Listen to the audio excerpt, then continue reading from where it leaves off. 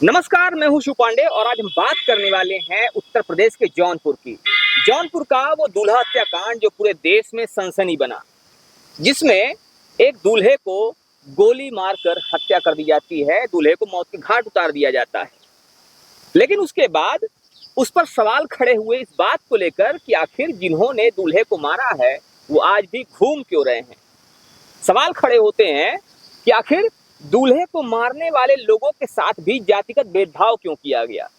सवाल खड़े हुए, ये कहा गया कि आखिर जो अपराधी हैं, अपराधियों की भी जाति क्यों देखी जा रही है। और कारण था ओम प्रकाश राजभर का एक बयान देना, जिसमें उन्होंने एक व्यक्ति को, एक अपराधी को पूरा दोषी ठहरा दिया, लेकिन उसके साथ में जो मुख्य आरोपी थे उनके विषय में उन्होंने कोई बात नहीं की। और नाम होता है प्रदीप बिंद और भोले राजभर। ओम प्रकाश राजभर पर आरोप ये लगे कि ओम प्रकाश राजभर ने अपनी जाति के व्यक्ति को बचाने की कोशिश की और साथ ही साथ उस व्यक्ति को भी बचाने की कोशिश की जो उसका मुख्य आरोपी था। जी हाँ, बताया जा रहा था कि प्रदीप बिंद इसका मुख्य आरोपी था, लेकिन प्रदीप बिंद को यहाँ पर आरोपी नहीं दिखाया गया। भोले राजभर भी आरोपी था, लेकिन ओम प्रकाश राजभर का वो जाति सजातीय था, इसलिए भोले राजभर की बात विशेष रूप से नहीं की गई। लेकिन वहीं पर एक तीसरा व्यक्ति जिसको ओम प्रकाश राजभर के द्वारा दोषी ठहराया गया और उसके बाद मुठभेड़ में बताया जाता है कि उसकी मौत हो जाती है। तो आखिर पूरा मामला क्या है और इन पूरा मामला क्या नया रूप लेता हुआ दिखाई दे रहा है, इस पर हमारे साथ बात करने के लिए दो वरिष्ठ पत्रकार हैं। हमारे साथ में है वरिष्ठ पत्रकार शीतला तिवारी जी और साथ ही साथ वरिष्ठ पत्रकार भालचंद्र पांडे जी। हम इन दोनों से बात करेंगे, समझने की कोशिश करेंगे कि आखिर ये जो आरोप लग रहे हैं, क्या ये आरोप निराधार हैं या इन आरोपों में कोई सच्चाई भी है। जिस तरह से आरोप लगाए जा रहे हैं कि जातीयता की वजह से एक लड़के को मुठभेड़ में मार दिया गया, जबकि वो मुख्य आरोपी नहीं था, जबकि वहीं पर जो मुख्य आरोपी थे वो आज भी घूम रहे हैं। तो क्या ये चीजें शासन प्रशासन पर सवाल खड़े करती हैं और क्या ये चीजें कहीं ना कहीं एक कलंक का काम कर रही हैं कि जिस तरह से सरकार अपने आप को पाक और साफ दिखाने की कोशिश कर रही है, वहीं दूसरी तरफ ये चीजें कहीं ना कहीं सरकार की छवि को भी धूमिल कर रही हैं। तो ये बात करते हैं हमारे साथ मौजूद तिवारी जी से। तिवारी जी, क्या कहेंगे इस विषय को लेकर, जिस तरह से चीजें सामने आ रही हैं और जिस तरह से शासन प्रशासन पर भी सवाल खड़े हो रहे हैं, साथ ही साथ सरकार पर भी कहीं ना कहीं सवाल खड़े किए जा रहे हैं कि राजभर जो कि मंत्री हैं, ओम प्रकाश राजभर जी, उन्होंने अपने सजाती को बचाने की कोशिश की है, वहीं दूसरी तरफ जिसका मुठभेड़ में जिसकी मौत होती है उसको कहीं ना कहीं टारगेट किया गया है, ये कहा जा रहा है। इसमें सोशल मीडिया पर खबरें चल भी रही हैं, क्या कहेंगे इस पर आप? देखिए, सबसे पहले जो है बहुत बहुत नमस्कार हमारे जितने दर्शक हैं, भाई बहन जो है। पांडे जी, देखिए ऐसा है कि इसके पहले जो है शुरुआत करिए जौनपुर की जो है अनुराग यादव हत्याकांड से। अनुराग यादव हत्याकांड जो है पूरे देश विदेश में सनसनी मचा दिया था, तलवार से उसका गला काट दिया गया था। लेकिन उसमें भी हत्यारों को जो है कुछ भी नहीं हुआ, वह जेल गए और सरेंडर किए, अपने आप जो है वह बाहर चले, क्योंकि उसमें भी एक जो है कहा जा रहा है कि मंत्री का हाथ था, स्थानीय मंत्री का। चलिए, वो तो मामला धीरे धीरे करके ठंडे बस्ते में इसलिए हो गया कि वह जो है अनुराग यादव का पिता जो लालता यादव था वह कमजोर था। हत्यारा परिवार अनुराग यादव के पिता रामजीत यादव वह कमजोर थे और हत्यारा परिवार जो लालता यादव था वह मजबूत था।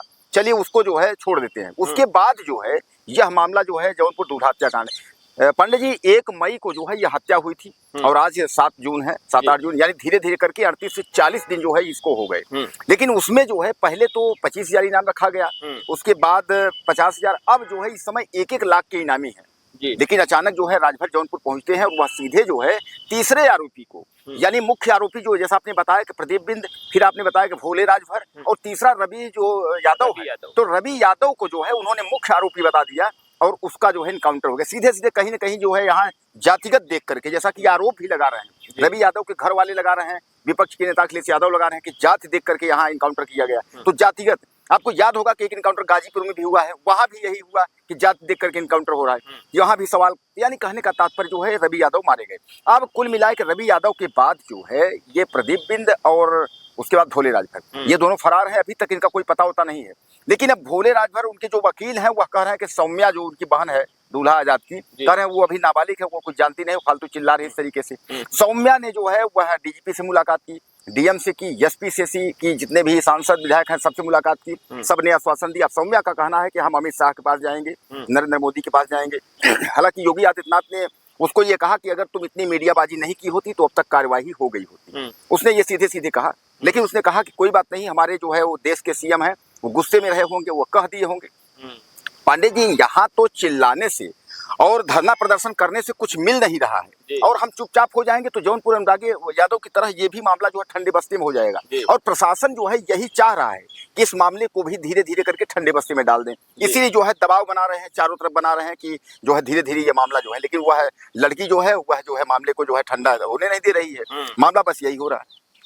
तो लड़की लगातार आवाज उठा रही है, वो आवाज उठा रही है अपने भाई की हत्या के खिलाफ, वो आवाज उठा रही है भाई के हत्यारों के खिलाफ, और कहीं ना कहीं दिखाने की कोशिश कर रही है, बताने की कोशिश कर रही है कि आप कितना भी हमें दबाने की कोशिश करें, चुप कराने की कोशिश करें, लेकिन हम तब तक चुप नहीं बैठेंगे जब तक हमारे भाई को न्याय नहीं मिल जाता। हमारे साथ में वरिष्ठ पत्रकार भालचंद्र पांडे जी हैं, हम इनसे बात करेंगे, समझने की कोशिश करेंगे कि आखिर इस मामले को लेकर इनका क्या कहना है, ये किस एंगल से इस मामले को देखते हैं। जिस तरह से ये मामला हुआ है, जिस तरह से एक दूल्हे की हत्या हुई है जबकि वो बारात लेकर जा रहा था, तो ये हत्या होना और उसके बाद अभी तक मामले में कोई भी बहुत ज़्यादा ठोस चीज़ सामने नहीं आई है, सिवाय एक उस हत्याकांड, एक उस मुठभेड़ के, जिसमें कि रवि यादव की मौत हो जाती है। तो इस पर आपका क्या मानना है, आपका क्या कहना है? देखिए पांडे जी, मेरा क्या, आज पब्लिक जो कर रही है, जो दूल्हे की बहन है सौम्या, वो यहाँ छोटे मोटे अधिकारी से लेकर के और प्रदेश के मुखिया तक, डीजीपी तक, सबके पास गुहार लगा चुकी है। लेकिन अभी तक केवल रवि यादव के एनकाउंटर को छोड़ दिया जाए तो बाकी कोई सफलता मिलती हुई नहीं दिख रही।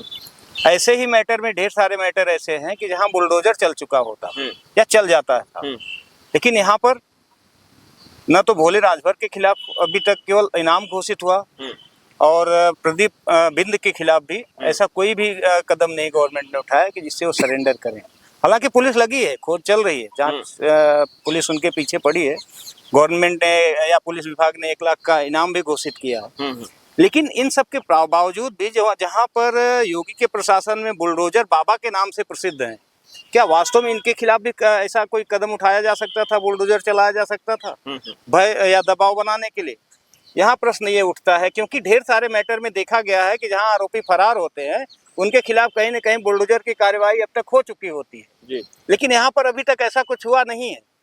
और प्रश्न तब तो और भी ज्यादा गंभीर हो जाते हैं कि जब जाके ओम प्रकाश राजभर, जो कि प्रदेश सरकार के मंत्री हैं, वो खुलेआम कहते हैं कि आरोप रवि यादव पर लगा देते हैं, एनकाउंटर हो जाता है, और उनका जो सजाती भोले राजभर है उसके खिलाफ केवल पुलिस जो है इनाम घोषित करती है, बाकी अभी तक उसके खिलाफ कुछ कार्रवाई होती हुई नहीं दिखती।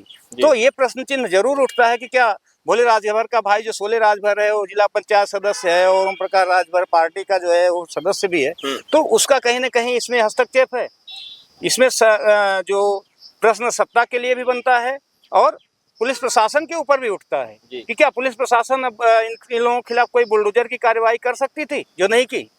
यहाँ ढेर सारे मुद्दे ऐसे उठ रहे हैं जो इस तरफ इंगित करते हैं कि कहीं ना कहीं जो है सत्ता पक्ष का या ढीला ढाला रवैया उनके प्रति है, या फिर कहीं हो सकता है पुलिस जो है किसी दबाव में काम कर रही है।